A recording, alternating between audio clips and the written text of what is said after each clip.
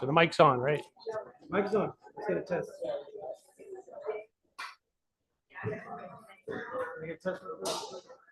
Yeah, we get a test. Testing, 1, 2, 3, testing.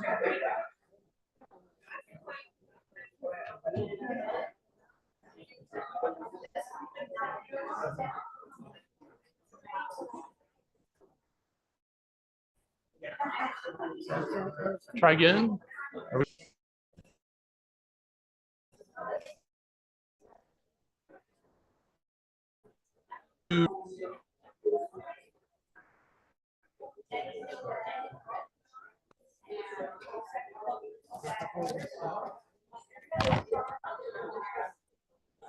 The light's on.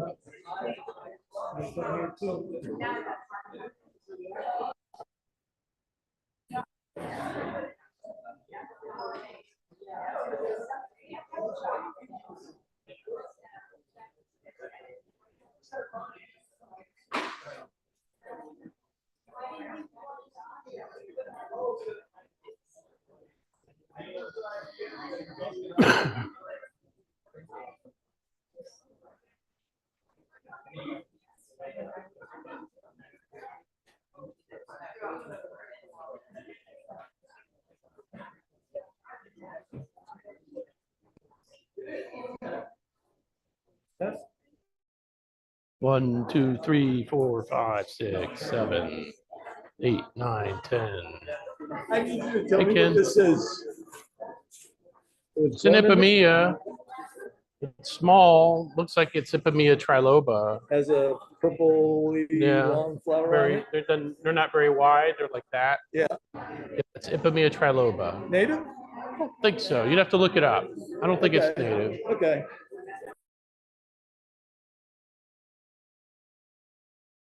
Morning, Glory. Okay. I noticed it growing in Milan. I said, yeah, it pops up in disturbed areas. And I live in a disturbed area. I'm sure. So do I. All right, we're waiting for technology, so.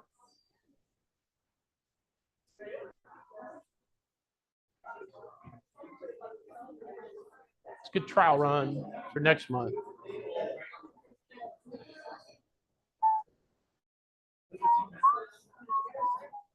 But you can't hear me, right?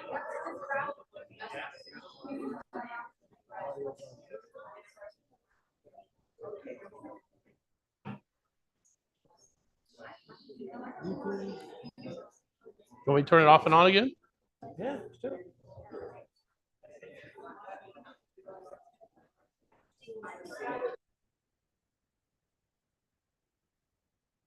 Okay.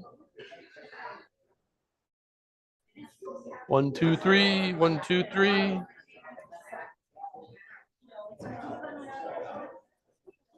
Connections are good. Wiring seems okay.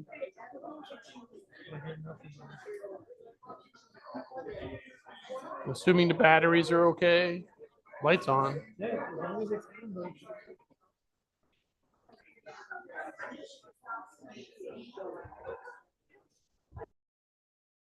Good?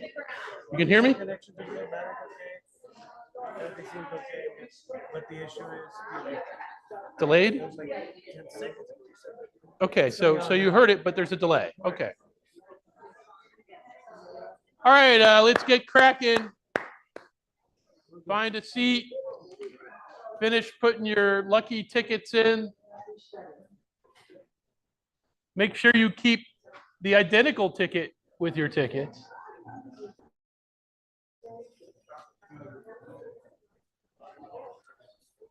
Once everyone gets a seat, I'll get started.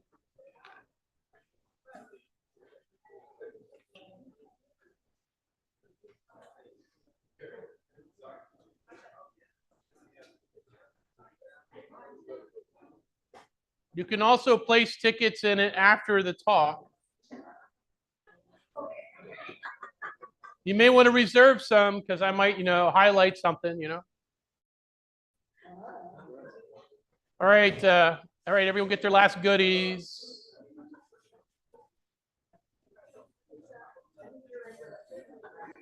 We'll go ahead and get started. I want to say, all right, let's keep it to a dull roar. Go ahead and close those doors back there. All right. I wish to say hello and welcome to the monthly meeting of the Dade chapter of the Florida Native Plant Society. My name is Steve. For those of you who are new members, thank you for joining and please say hello. If you are visiting tonight and enjoy the meeting, please consider joining our not-for-profit organization which promotes the conservation and use of native plants. You too can be a native plant champion. Okay. And it's now $50, so which is still pretty inexpensive. Anyone here because you read about our meeting in the South Dade newsletter? How about the Great Gables Guide? Anyone here because they found out about us at Native Plant Day in March? Sorry.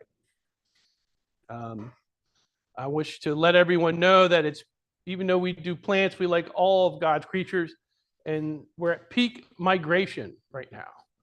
So Tropical Audubon asked us to turn out our lights at home so that they don't get distracted, and also to make sure your windows are nice and dirty so they don't fly into them.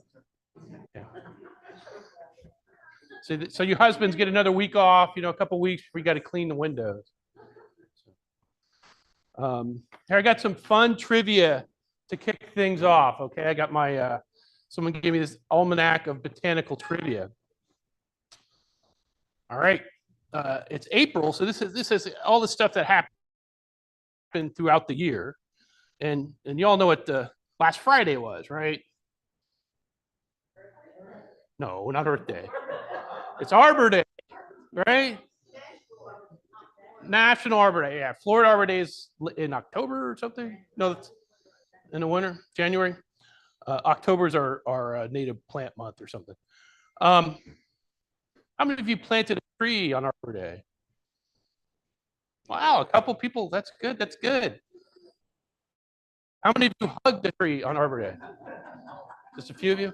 Now, how many of you hugged a poisonwood tree on Arbor Day? No. Well, I guess there's no love for the poisonwood. So, also on 26 is the birthday of a renowned Haitian naturalist and painter. Do you know whose birthday it was? What's that? That's right, John James Audubon was born in Les Cages, Haiti, in the Cage, Haiti. So they're good married. So yeah, he was born in 1785. Any other fun tips? And also on the 26th, in 1935, the U.S. Postal Service issued the first stamp featuring a tree. It took all the way to 1935 to have a postage stamp with a tree on it. And it was the Charter Oak commemorating the settlement of Connecticut. All right, I guess that's enough. Well, here's a fun one. From the 27th, 28th, and 1789, Fletcher Christian, does that name sound familiar? And the mutineers take the bounty from Bly and jettison the breadfruit. Because they were forced to eat breadfruit and they got sick of eating it. So. All right, that's enough trivia. I want to once again thank Karina and Sergio Gomez for the wonderful refreshments. And I do know that Sebastian, you brought some stuff, right? And homemade cookies. Who brought those? They're still warm. What kind of cookies are they, Sebastian. Chocolate chip. All right. Do they have nuts for our? Okay. Ooh. Very good. And someone brought in some cupcakes. I see that. All right. Thank you very much. If I missed anyone, I'm sorry.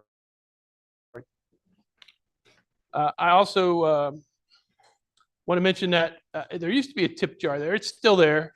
You can contribute $1 or $2 or $5 or $10, for the refreshments and coffee. I need to put my money in there. It's not obligatory, but it helps us move, save some money.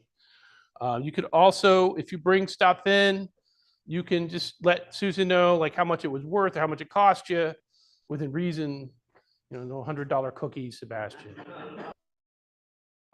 And Susan will give you the equivalent raffle tickets. I also want to, speak of raffle, I want to thank the plant raffle donors. We got a lot of plants tonight. I know Raul always brings his assortment. I saw Daniela and Tom bring a bunch of plants, a lot of hammock stuff, and Patty Ferris brought in stuff, and Ken brought in stuff. Thank you for donating those plants. When you do, you're more than welcome to bring stuff in. If you bring like, Charlie Brown's Christmas tree or something with 2 leaves on it, I'm going to say something. So just be aware. All right.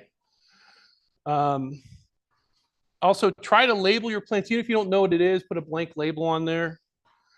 All money brought in from raffle tickets, which is really a drawing, goes toward the organization as donations. If you lose tonight, especially these in the square pots on this end, many of these you can buy on our online store currently, right? All but the Bahama, the Bahama coffee. But you can find that at other nurseries. I also, if you're looking for spring gifts, we do have for sale T-shirts and mugs. The wonderful Day Chapter mug, where we hired a local artist to create art, which we all could use more art in our lives. Do we have any free stuff in the back? Any magazines or anything? Sometimes we do. All right. Some announcements. Our May field trip, which is on the 23rd, we won't be traveling as far. This month we went to Jonathan Dickens State Park, which was beautiful. Lots of carnivorous plants. We even saw, there's like a Johnny Appleseed person that's spreading Venus flytrap all over Palm Beach County and Southern Martin.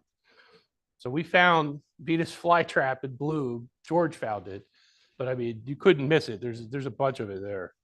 It's rare where it's from. It's native to North Carolina, but it's not native to Florida. In May, we're going to be at Ned Glenn Pineland Preserve, which is normally closed off to the public. That's in Cutler Bay, off of Galloway. Details are in the newsletter. And then we're doing another fantastic trip in June. We're going to do a field trip on Big Pine Key in the National Keter Refuge. So it's a bit of a drive, but you'll be with an expert botanist, me, and I'll show you some of the cool plants out on Big Pine Key. Maybe I'll try and find someone else as well. I also have some announcements regarding next month's meeting, which is also our annual meeting. Our speaker is Dr. Carl Lewis. It's on May 26th. He's the director at Fairchild Tropical Botanic Garden. His program is titled City in a Garden, Fairchild's Vision for Miami. Let's hope it's a good one. And it'll also be elections. All right. Our Dade F&PS Data Plant Conservation Restoration Team, led by Scott. Is Scott here? And Carmen. All right. They have an event on May 3rd, which is a Sunday, from 2 to 5 p.m. They'll be at Camp Mahachi, which is the Girl Scout camp next to Masson Hammock, which used to be just a disaster full of exotics. I'm sure there's 1 or 2 left. So you can help out there. It's from 2 to 5. There is in the email announcement, hope everyone gets our email announcements, which, by the way, again, kudos to Karina Gomez. She handles all the email stuff. So I want to, yeah, we should give her a big applause. So, and she's really quick with it. Like if I have a crisis, she's usually available, which is, we're very fortunate. There's a link in there for you to register for that cleanup day. There's another restoration session, which is run by Miami-Dade's Environmentally Endangered Lands program on May 2nd and the day before on Saturday. And there's also a link to that. That's the last one of the season. They're going to the, I hope I pronounce this right, the Icus Pineland Preserve, Hedges, all right, Hedges Pineland Preserve, which is that in the Redlands? It's on Eureka on this side of the highway. Yeah, no, on the other side. So approaching the Redlands. About 140. Okay, so that's pretty far west of Richmond or Laramie Penny. A little bit west. Another announcement I have is Joey here. I'm going to mention it. So Joey, we're planting a native plant garden at the Kindle Library in the near future. And that library is located on 88th Street and 97th Avenue. Our chapter will be funding the plant and mulch. And I'm sure Joey would probably be open to having some volunteers to help with that. So if you're interested in planting some trees, the library is very excited. I know one of their workers there, Peter, he's been doing stuff on his own. So it's really good for us to be able to help them out. Another announcement, anyone live in Palmetto Bay? Really? Okay, one person. The Institute for Regional Conservation is having a pine rockland restoration event at the Woods in Palmetto, in the village of Palmetto Bay, this Thursday at 10 a.m.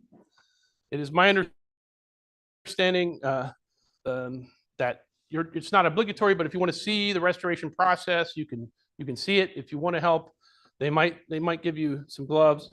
The Woods is located at Southwest 88th Avenue, south of Richmond Drive, which is 168th Street. And they will be working in the southeast corner along 172nd Street. All right. All these are great ways for you to give back to your community, to volunteer at these events, and to be an active citizen in your community. I can't emphasize how important it is that we are active in our community. So I recommend that you try and pick a couple of these things. You can volunteer for other things with us. We need your help with conservation and restoration, which I've already mentioned, but also outreach events. Things like we've been invited to the Adopt a Tree. They're going to give us a tent and table. And we're always looking for people with a good smile. And you don't have to be super knowledgeable about native plants, but we'll have someone there with you who is. Also, social media.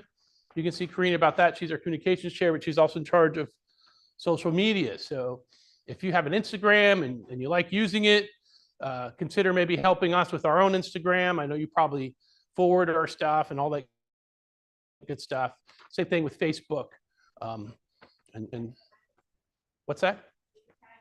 Yeah, you could tag us. We have quite a number of Instagram followers, right? How many Instagram followers do we have? How much? A couple thousand. So that's really, really good. So consider helping us out. And then, are there any other announcements? Yes. There is, I don't know if it's rare Florida plants, but there is a rare plant festival this week. Okay, someone's saying there's a FIU Rare Plant Festival. Yeah, rare plants kind of one of those innocuous terms. It could mean they're Venus flytrap enthusiasts and they want to spread them everywhere, you know. So, any other announcements? But it might be cool to check out and maybe, you know, tell them all about how cool native plants are. So. What's that? Especially rare. That's right. Rare native plants. Of course, you don't want them to go out and steal them. Any other announcements? All right, let me go ahead and begin with the raffle descriptions. I got about 10 minutes or so. There's a lot of plants here tonight. I'll start off with the online store plants. We have this herb. When I say herb, I don't mean something that you cook with. It just means non-woody.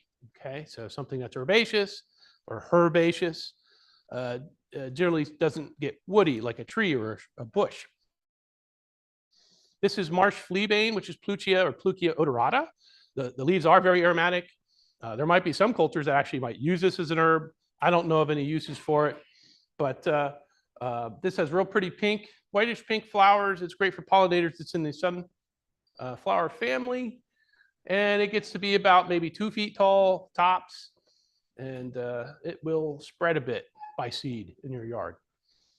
Here's another great little native pine rockland plant. This is called pinklet, which is Stenandrium dulce. It grows on the edges of pine rocklands and prairies typically. So it might benefit from a little bit of extra watering, but it's not exactly a wetland plant. This is only gets about as big as you see here. It only gets a couple inches tall. It'll have little pink flowers, hence the name. Raul brought in a couple nice seedlings of Bahama coffee. So this is a state endangered plant in South Florida. It's only known from fewer than 5 conservation areas, 1 or 2 on Key Largo, and 2 or 3, maybe 4 in Miami. So this is Bahama coffee, Psychotria ligustrifolia. Of course, it's also in the Bahamas. And this grows in shade. It's one of, if you guys have your yards full of trees, this is a great addition. You might have to wait a little bit for this little guy, but it's a real pretty shrub. It'll have white flowers, and my coffees are blooming right now, and they're just full of bees right now, which is good. And then the fruits will be red. It doesn't also. Yeah. So here we have white top sedge or Florida white top. This is a native sedge. This one is rhizomatous, so little new pops will spread, but it's not really invasive. This actually is a pollinator plant. It's one of the few sedges that are. So pollinators like bees and wasps will visit the flowers of the white top sedge. Needs sun. This one being colorata needs a little bit wetter soil than the other native Floridensis. Is that Floridensis? They look very similar. If it's Floridensis, it will not spread rhizomatously. It's just clumping. And that's a pine rockland species. All right, here we have Pan American balsam scale, which is Eleonoris tripscoides. Semi-attractive grass, has an inflorescence that can get pretty tall, about 3 to 4 feet tall. The grass itself is really only about 1.5 feet tall tops. It grows similar to like an enterpogon, if you know those. This grows in pine flatwoods and pinelands. And then we'll probably have a very popular, this is a native milkweed. This is Asclepias incarnata, which is swamp milkweed. It grows in wet soils. So you really need to put this like in a dish of water or in a pond, something like that. And yes, the monarchs will use this up and maybe kill your plant. Here's another host plant for a butterfly that I've never seen in my yard, but is out in the Everglades, called a little meadowlark. This is a thistle, and it's a purple thistle. So the inflorescences are purple, and it's also in the Asteraceae. This is actually, I think it's an annual. It may, I can't remember if it's perennial and it comes, is it biannual? Okay. So this means it'll usually put out vegetative growth the first year and then bloom the second year. These are hard to grow. I've tried growing this. I mean, how much germination did you get? You got good germination. That's the nature of the game. Some nurseries can grow certain things really, really well, and other nurseries can't. So, and even though this looks lackluster right now, this is a hard to get native, especially for local germplasm. This is Liatris spicata, a dense blazing star, and this will have in the fall a really nice tall inflorescence that'll be full of either pink or white flowers. Blazing stars are really glorious. They are perennials. They actually form like a little underground tuber, but they die back in the winter and then they start growing back in the spring. And then when they get big enough, they put out their bloom spikes. This one has determinate flowers, which means it puts out all its buds and it blooms from the top downward. And if you want to see these, you can go out to Long Pine Key in the area near where the picnic area or the campground is. And that prairie that's north of there, there's a ton of this.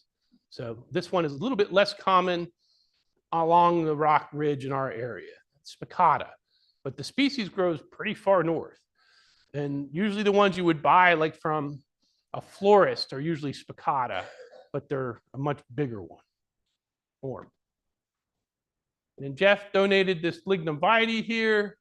This is a rare endangered tree that grows in the Florida Keys. It'll do fine on the mainland, but it's native to the Florida Keys.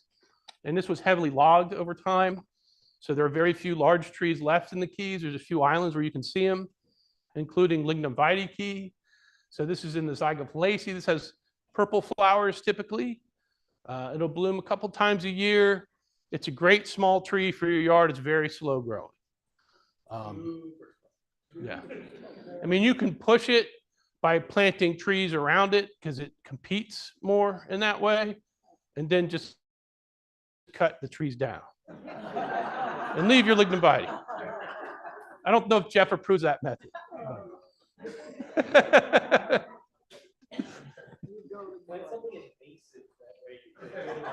There you go. If you have like, if you could plant that beautiful flowering eye candy that you know you shouldn't have, and then you can cut them down. So here we have a native tree, a medium-sized tree called pigeon plum. This is used some in commercial landscape. It's a cousin of sea grape. And it's also like sea grape, it's dioecious, there's male and female.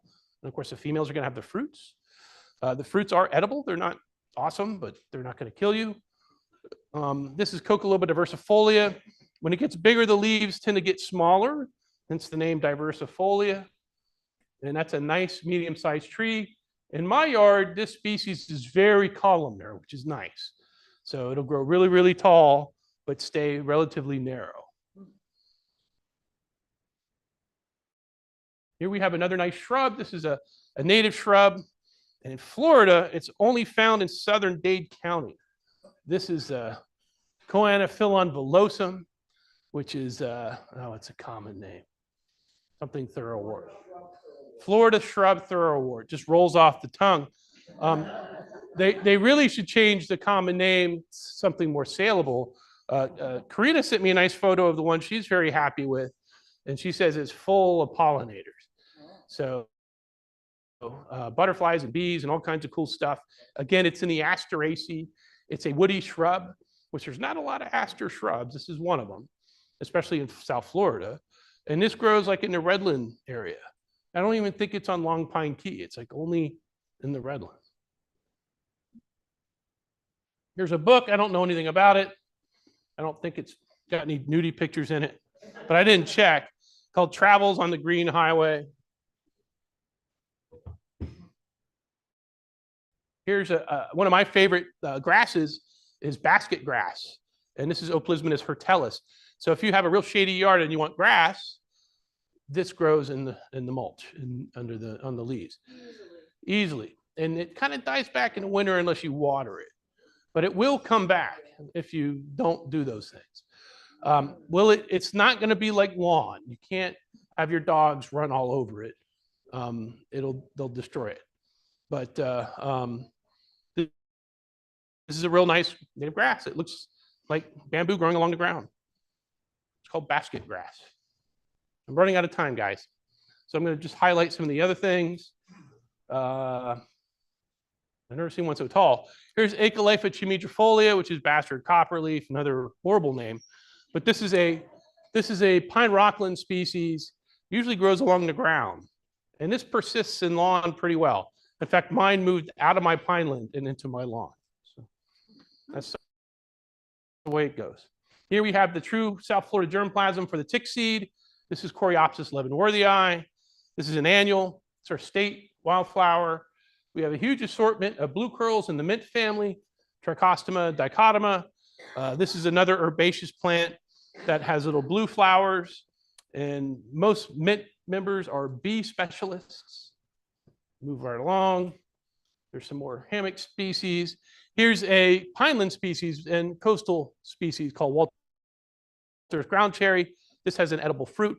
It's in the Solanaceae. They also call these husk tomatoes. You can see it has these classic Solanaceae flowers that kind of hang downward. And then there will be a little husk around the fruit, which ripens yellow. A rare tree, which I will point out, a pine rockland species and coastal hammock species, and it's all over the Keys, is rough velvet seed, which I think is state threatened.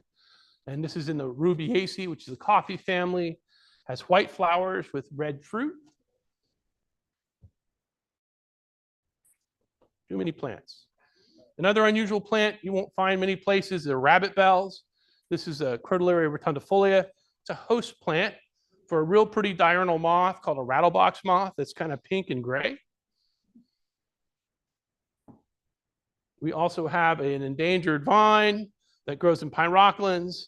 This is a pine rockland morning glory, which is not the red one. This has pink flowers. This is Ipomea tenuissima. Here's one I brought in. This is frostweed. This is not a rare plant. This is a large, tall herb. It'll get full of white flowers, really good for pollinators. It's in the sunflower family. This will spread in your yard, especially if you have sun. And it's a perennial and it comes back. Grab that ticket. We'll put that back in there. Thank you.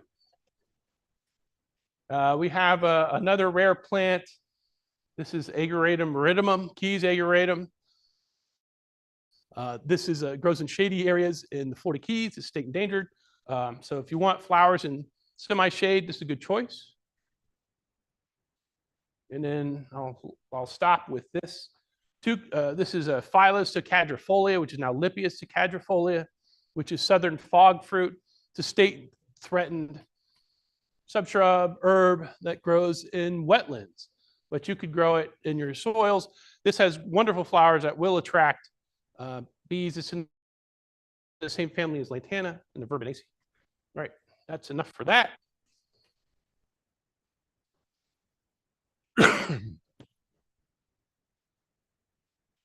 So after the program, you can get tickets from Susan back there. All right, tonight's speaker works for University of Florida. I won't hold that against him.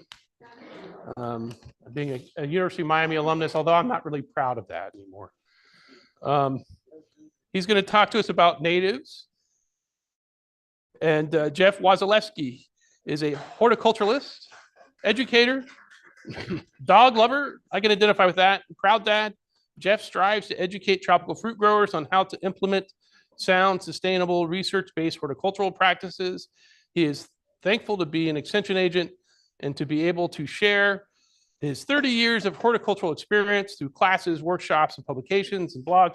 Jeff's been a longtime member of the Native Plant Society, and he's volunteered a bunch for us with programs and talks. You were at Native Plant Day, and I want to thank you for that, and let's give him a warm welcome.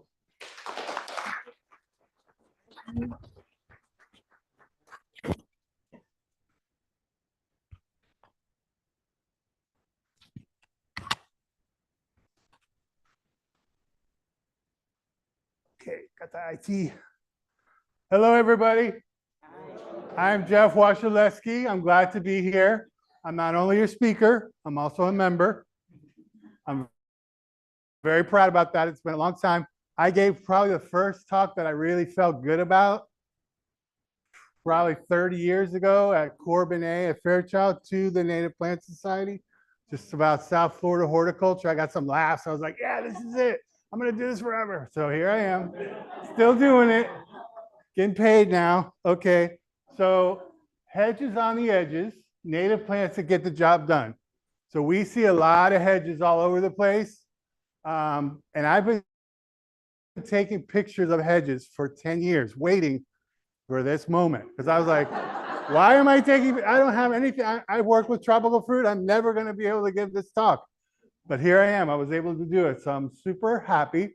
Now I'm going to do a little horticulture about how to plant and fertilizer. I was asked to do that, so I'm just going to sneak that in. Then we'll get into the very nice hedges on the edges. Okay. Okay. Either up or down. Yeah, it's heading down. Might be.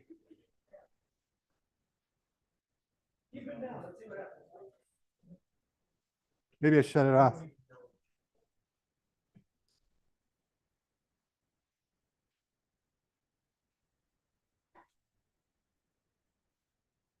It was working. It was, we saw it. Well, that's cool. There we go. Well, yes. Okay, so I work for UF-IFAS Extension. Miami-Dade County, UF-IFAS has an office in all 67 counties. So if you're visiting from another county, there's one of me in that other county. You can talk to him or her. We also have the Tropical Research Education Center right here next to my work, where we have a lot of scientists. We have a tropical fruit entomologist, tropical fruit pathologist, tropical fruit plant breeder. We had a tropical fruit specialist. We all work together. They tell me the stuff. They're very smart. They're PhDs. I listen. Then I extend it out. That's kind of extension in a nutshell. So planting, little horticulture. How are we going to plant in South Florida? No, no, no. Yes, yes, yes. I never use that. I never use it. I only use that. So when you plant, you should probably do about a 1 to 3 gallon size pot. It's a good pot, good size. Anything above that, you're going to have a real hard time digging. And then anything smaller than that, you got to really baby it. So if you get something here that's just in a quart, you want to plant it, just keep a real good eye on it. So when you plant, you want to get the flare root right at the top to make sure it's at the right level. That's the flare root right there. Here's our tools we're going to use. We're going to take our grassy area. We're going to dig out an area here, get the grass away like this. We're going to dig our hole to the right depth. And we're going to get that flare root right at the top. And these are some ones that were planted too deep, and you see what happens. This was a mango, it was planted here. Should have been planted here. You can also see it was in the pot way too long.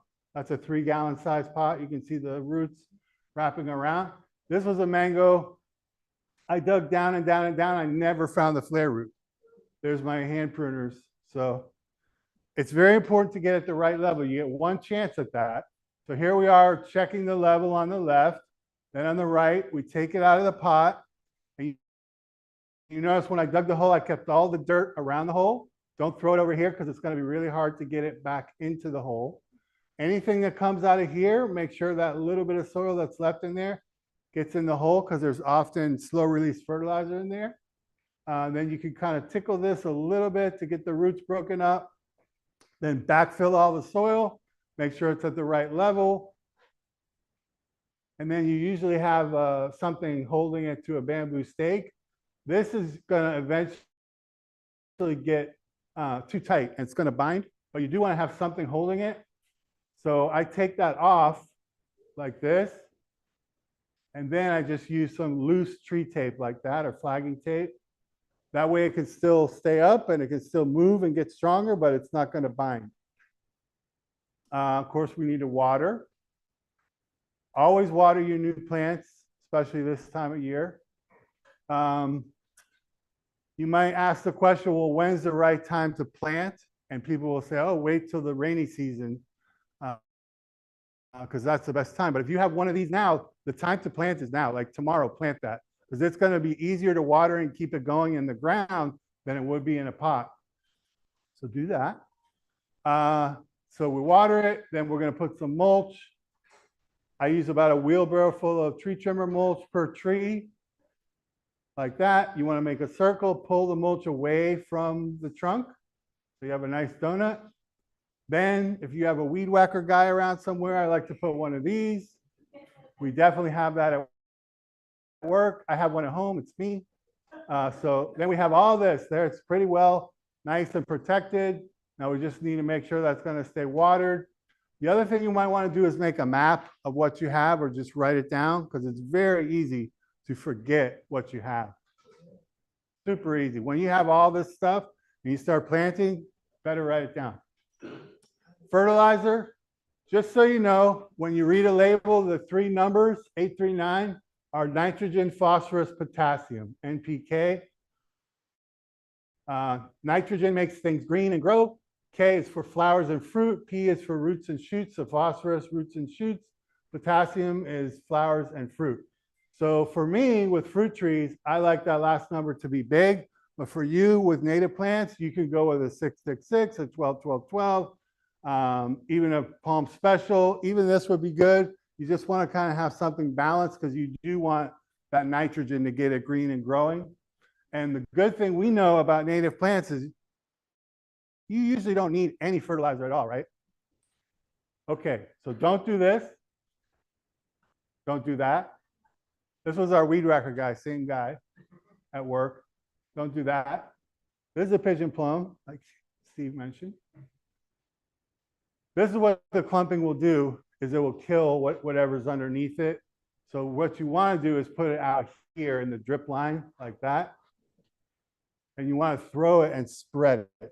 Right here is no good. These are big roots that are anchoring the tree.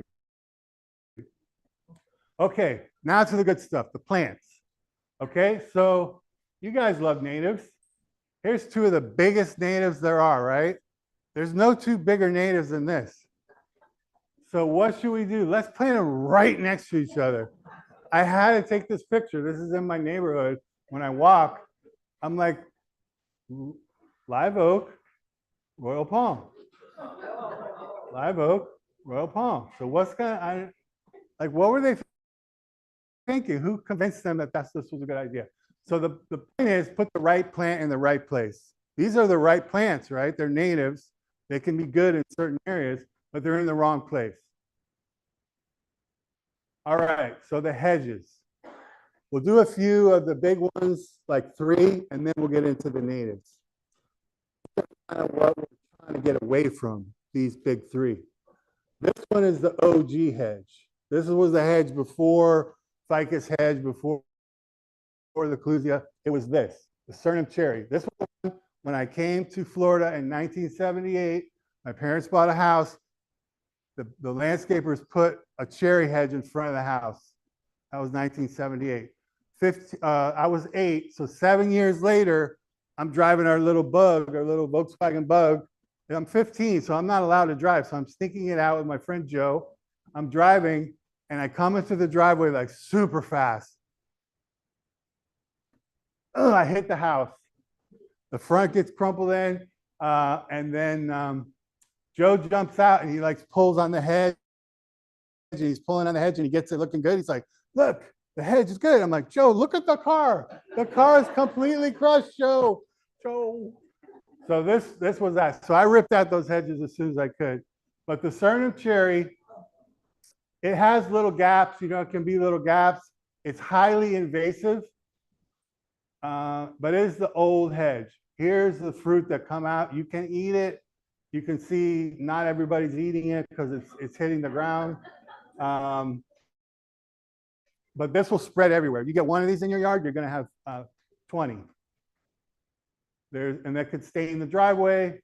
Okay, so that was the OG hedge. Then we went to the ficus hedge, Ficus benjamina. I'm pretty sure those ficus we parked under out there, Ficus benjamina, the big, huge ficus, they look like Ficus benjamina to me. So that was the problem for me with this hedge, was that one plant was as big as those huge trees that are out there. One. And then you're going to put 1, 2, 3, 4. So you're going to constantly be pruning. You're going to constantly be watching the roots go into your house and into areas. So I never liked the ficus hedge.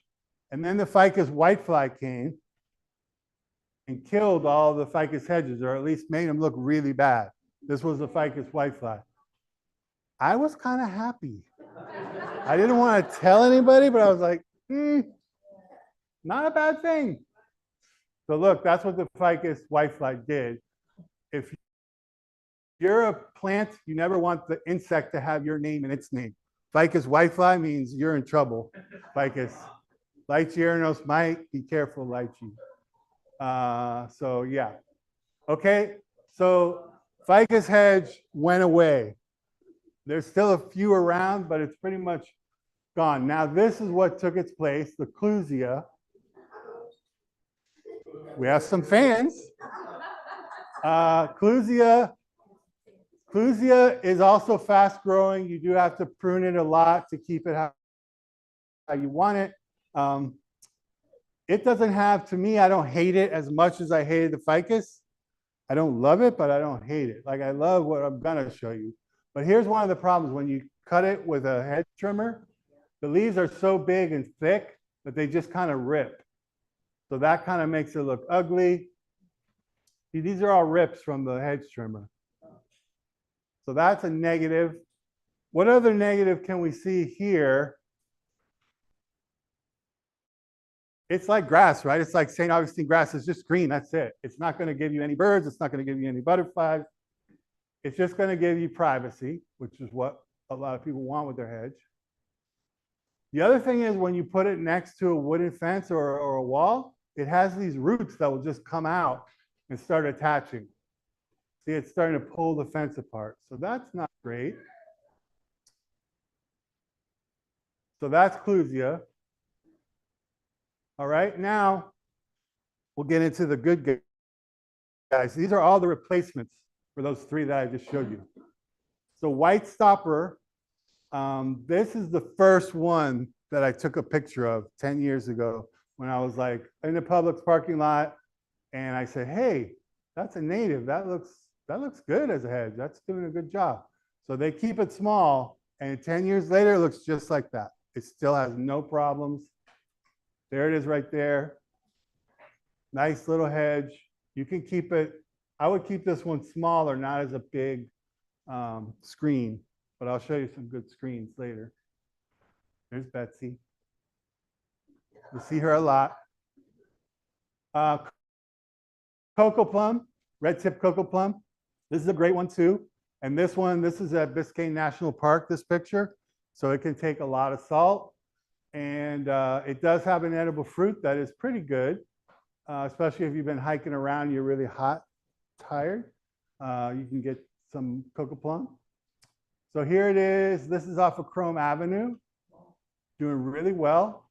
And you know, in Chrome Avenue, next to a sidewalk and a parking lot, it's not getting a lot of love, right? So it looks great. It's just getting pruned, hedged. This is off of Kendall, and there it is again, just doing a good job. So very pretty. Then you have green cocoa plum. This one's smaller, a little flatter, but there's the fruit. So here it is. Again, I would use this as a shorter shrub. The red tip cocoa plum can be taller. This one I would keep it, you know, about 1.5 feet. Okay, Lignum vitae, that's the one I brought. And you might think, why is this in a hedge talk? There it is. This is the one I planted at work. And it's just a beautiful, small little tree. But at the Kampong, they have it like this. They actually have a Lignum vitae as a hedge. So not something I would try at home, kids, but super cool anyway. If anybody does win that Lignum vitae, don't plant it quite yet. The roots need to grow a little more and keep it super dry. They like it super dry. So here's the right plant in the right place. That's a Lignum vitae just in this little island here. And that's going to do well forever. It needs no care, nothing. It's going to do great. You put a mahogany in here, it's going to get big. It's going to be too much plant for that area. So Bahama swamp bush, I don't think this one's a native, but there is a native that's very closely related. This one is a huge hummingbird attractor. If you have this in your yard, you're going to get hummingbirds. I would mix this in with other natives. And here it is. We pruned it down. And it comes right back. Here it is coming right back. So you can keep it at any height you want. It's one of those that does well with pruning. Simpson stopper. This was a joy when I came across this nice little square hedge of Simpson stopper. That was really cool. And here it is where they're not pruning it as much. You know, this one has the really pretty bark. It has the red fruit, has the little white flowers. It's a real winner. This will be one, again, I'll show you later, that you're not going to use like this. You're going to use it as a big screen. We're just going to kind of plant it and let it go. So there it is, next to a McDonald's. What was I doing there? There it is. This is another parking lot up in Davie where they have it a little taller, showing you that natives can get the job done. There it is. Okay, so here are just two of them together, the red tip, cocoa plum, and the Simpson stopper. So you can see we put one more thing in between here. We'll have a nice mixed hedge. And the mixed hedges, I think, are much better than any of what I've shown you so far, because you're going to get in a different amount of birds and butterflies and pollinators and bees and all kinds of different things getting the different plants. And that's really what I would push for. That's what I have in my yard. That's what I planted at my parents'. So firebush, this is not the native firebush, but it shows you what it can do. McDonald's again. This looks super nice. Okay, this one's a super, super winner, Jamaican caper as a hedge. It can be a hedge like this. It can be a single, just bigger plants. You can put them, you know, 4 or 5 feet apart and just let them get big. And they'll block out, you know, get 8 to 10 feet tall and give you a good screen. So there it is. This is off of Chrome Avenue as well. And you can see here, another great thing about the Jamaican caper, besides birds and butterflies, is it has this great flower. So there's the flower of the Jamaican caper. You're not going to get that with Clusia. Man, we got some Clusia haters in here. Just put a little jab at the Clusia, get a laugh. Okay, green buttonwood, nice native, good hedge. Here it is squared off, keeping it small. This is a much bigger tree than that. This is also a good swap out for like an oak or a mahogany in a parking lot, because this is a pretty big tree, but not as big as those trees. So you could keep it as a tree in an area like that. It would be nice. So here it is. Now here we have it at work. We planted some when they were young. They all grew up. They got really big and a little leggy. So I took my chainsaw and I just came like right here about 3 feet and I just cut them all. And then they all sprung back rather nicely without being so leggy. So there's the cuts.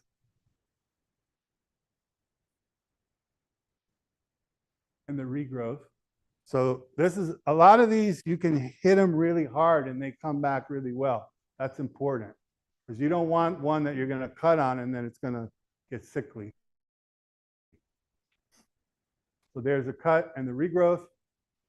So that's how they look. It's a pretty good screen. So this was mentioned earlier, the Bahama coffee. So these are Bahama coffees here. They kind of have this natural little shape, so you could put a row of these together and you would get a nice little small hedge. So this is over at Fairchild, where the main entrance is now. So these are coffee over here, and these are Simpson stoppers over here. So this is looking from the street now. Now we're over here looking in like that. And you can see pretty good screen. Even in the shade, you're getting some good growth. And of course, we have 2 natives that are going to bring you a lot of pollinators, birds, bees. Now we have wild coffee.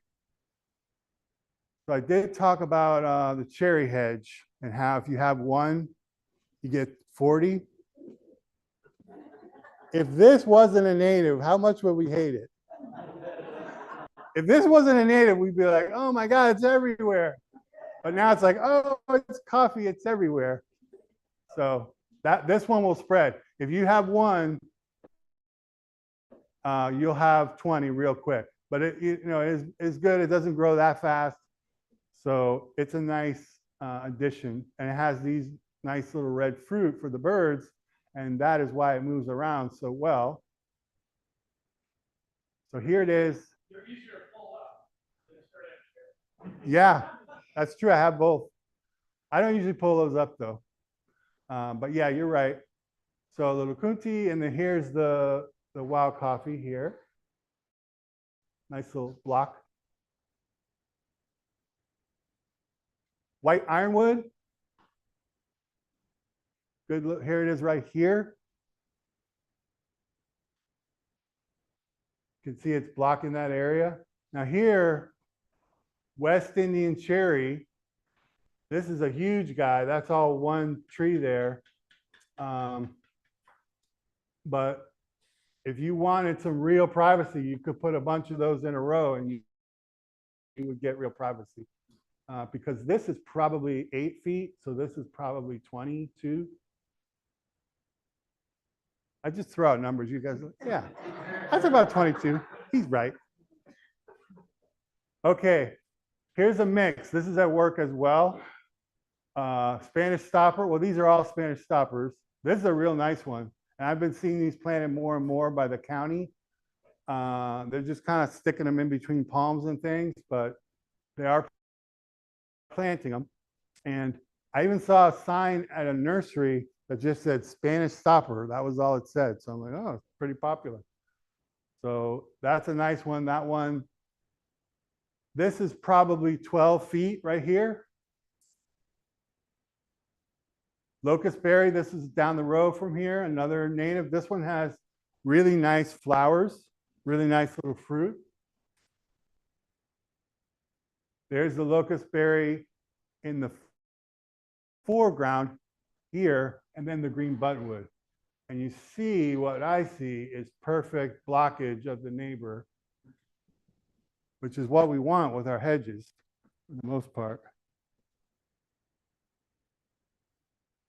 This is one that is just overlooked.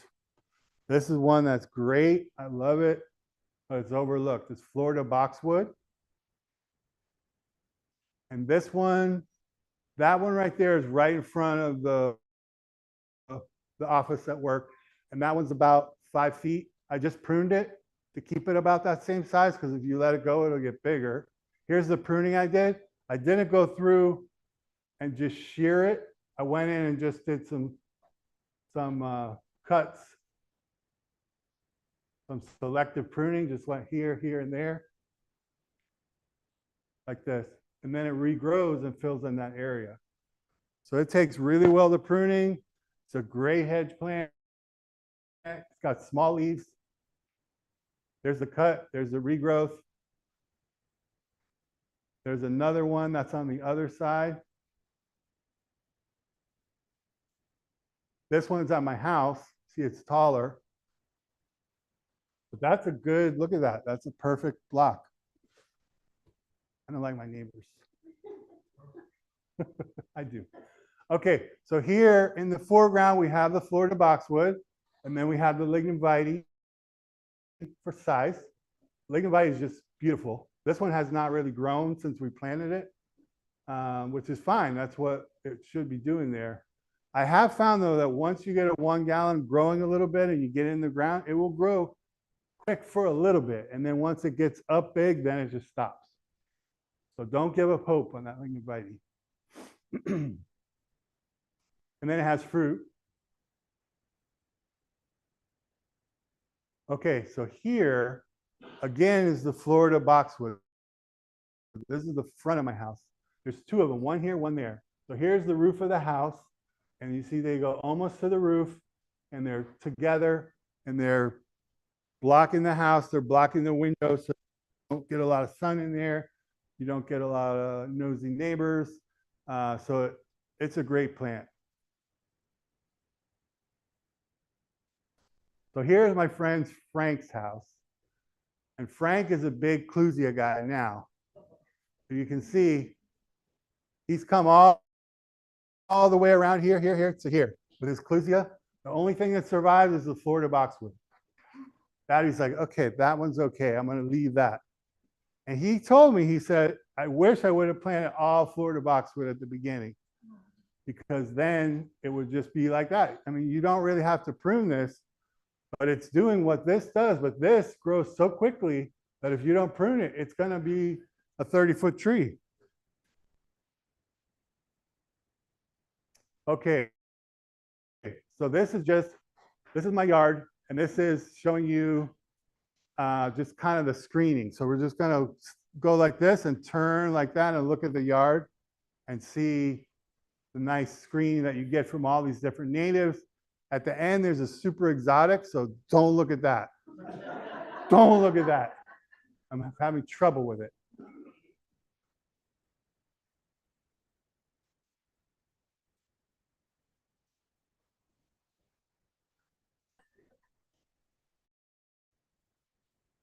So you just blocked. The neighbor is back there about 20 feet away. Can't see it.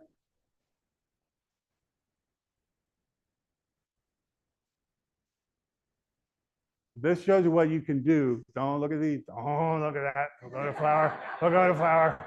Okay, fireworks, fireworks, fireworks.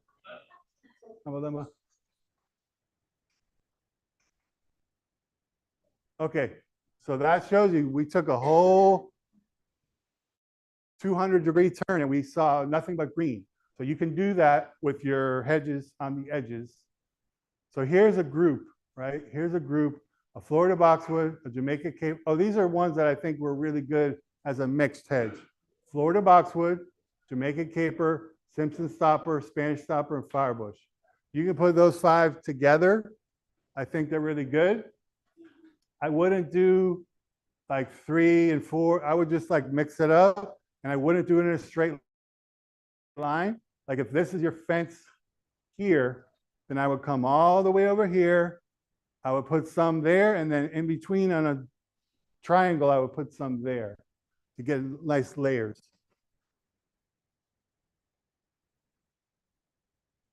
So here, this is what you can do with the Florida boxwood and the Jamaican caper. If you just want to trim them, or you can let them go together, be a nice block. Okay, here's a mixed hedge. This is what I was talking about. So on the left, we have Simpson stopper, then we have firebush, and on the right, we have, I think, a Spanish stopper on the right, the tall one. So this is at my parents' house. This is what I planted for them. They have had to do maybe maintenance on this twice in 25 years to get it pruned a little bit. So this, I think, is Cordia globosa. So this is something smaller that's in the front. There's the same firebush, but you see it's a nice block, and this gets heavy, heavy butterfly and bird activity. Today, on my way home, called my mom. She said, oh, out that window, there's so many butterflies. There's yellow ones, there's white ones, there's black ones. I'm like, black ones, you're telling me? But yeah, so it does the job to, and look, it's also screening. This is the window she was talking about. And this right behind here is this. So the neighbors don't have to see this. And when my mom looks out, she sees this. This is what she sees. Very nice. And when she sees something particularly good, she'll put it in the family chat and she'll stick it to me. Say, oh, just seeing a painted bunting out the window, everyone. Jeff, do you have any yet? But this is a picture she took out of that same window. That's pretty close. That's pretty cool. And I was over there looking out the same window, and I saw some young, or some greenies, some female painted buntings, and they were on a firebush, and they were like picking at the branch. I'm like, what's going on here? And I know that firebush get like low bay lax scale, So maybe they were picking at the scale. So I was like, do they eat insects? I don't know. So I looked it up in a book, not the interwebs. I went to my shelf and I said, ha ha, index, bunting. And then they do eat insects. So I'm pretty sure that's what I saw. So that's really cool that I saw that because I've never seen that before. Here's another picture she sent.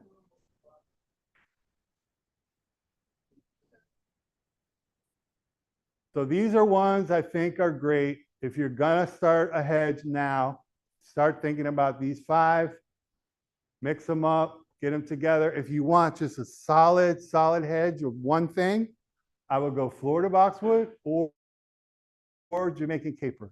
Simpson stopper would be my third choice. Spanish stopper is good too. I wouldn't do firebush as a single because they get kind of leggy, but I would mix that in for your hummingbirds and your mockingbirds, your zebras. Okay. If you wish to join my email list so you can find out about talks like these, you can scan that. Arlene, I know you like to do QR codes. It's your thing.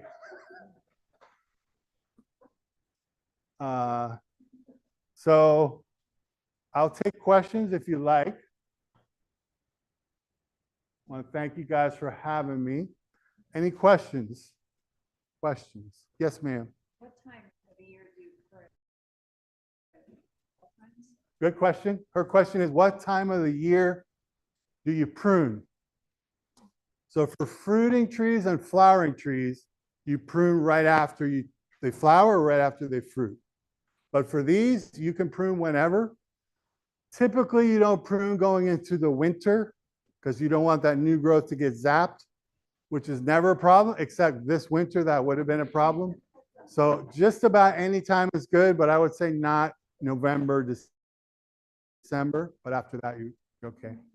And really, when they look like they need it, that would be the time that I would do it. Yes. Which one? I don't know. I've never. Her question was, can locust berry take a hard pruning? Does anybody know? I've never pruned it. Slow back. The answer is yeah, yes. What sort of hedge do you recommend for like real moist soil?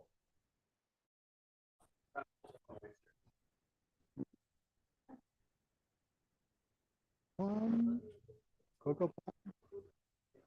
Where?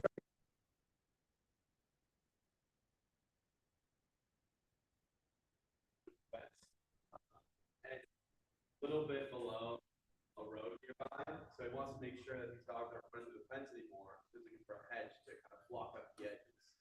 Yeah, it's that moist soil right there. Yeah, dogs will probably get through the hedge, I'll just say no. I'm a big dog owner. They're pretty. So what I did was chicken wire and rebar at the bottom and then put a hedge in front of that so you don't see it. Tips. Yes. We're going to adopt a tree on May 16th, Okay. and we're going to be giving away Jamaican caper, Spanish stopper, and fiddlewood, and green buttonwood. That's May 6th, you said? Yeah, in Hialeah Gardens. So you can get a single family home, you get a piece of care. All right, did everybody hear that? May 16th? Yeah. Hialeah. Free entrance, including the stopper, Spanish stopper, and what was the third? Green buttonwood. There's also Fiddlewood, soursop, soursop, fiddlewood, fiddlewood. black ironwood. And you're in Miami-Dade County for that, or you have, yeah, just a resident of Miami-Dade County? You get two trees? Adopt the tree. Yeah, spacing for hedges versus screens. Hedges versus screens. You're planting this tree. What Yeah. spacing do you use? It depends on the plant, how fast it grows. But let's say you're going with Jamaican caper and we're going to let it get big as a screen. So I would go, here, take 2 steps, that's 6 feet, maybe there you go. Or you can do 6 and then in the middle 3 here. That way they have. That's what I would do. Now, if you're gonna do just a tight hedge, then I would go 3 feet. My feet are exactly 3. My foot is 1.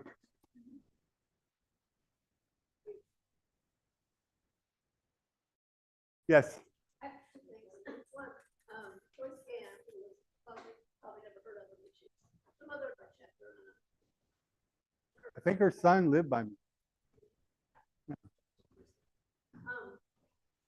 She always referred to a mixed barrier instead of talking about a hedge. You kind of think of a hedge as being Yeah.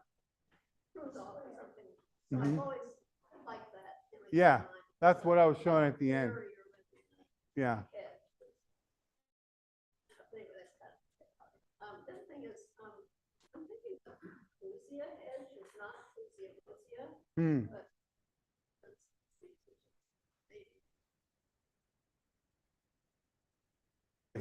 That's a big mistake I had. Thanks for pointing that out. Lucia rosea, if it's native, it's native to the lower. Not native They to don't native. count. If it's native. So if you guys don't know this person right here, Patty, she's been doing the newsletter for how many years? 30 years? Because I helped her edit the newsletter like about 100 pounds ago. It was a long time. It was a long time ago. It was a long time ago. It was a long time ago. Yeah. Yeah. And she helped start the first Native Plant Day. So, and now, yeah. So that's Patty. Okay. And one last question. Yes. What do you think about Florida privet? Florida privet. He says, yeah. I like it, not Florida boxwood, because it grows a little more scraggly, I think. But it would be a good one. If you prune, you'll learn that certain trees are harder to prune with your shaping than others. Florida privet's got a really nice soft wood. So you don't have to be super strong. You could do it with hand pretty easy. But stoppers have a really hard, in my experience. I'll tell you, our privets, we get about 100 of them underneath. Oh, wow. The other thing, some of those will tolerate freezes better than others. So not that we get it very much here, but privet goes pretty far north. So does- We'll never get one, No, except done. a few months ago. Yeah. All right. Thank you guys so much for having me.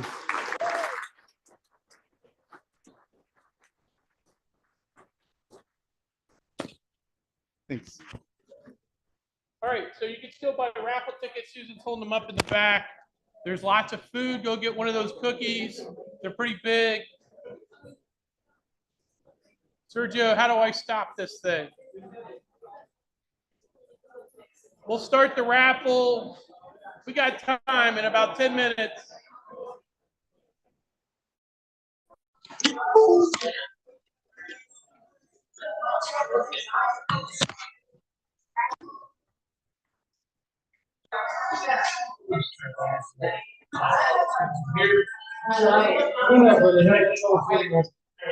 You got it? That's great. Yeah.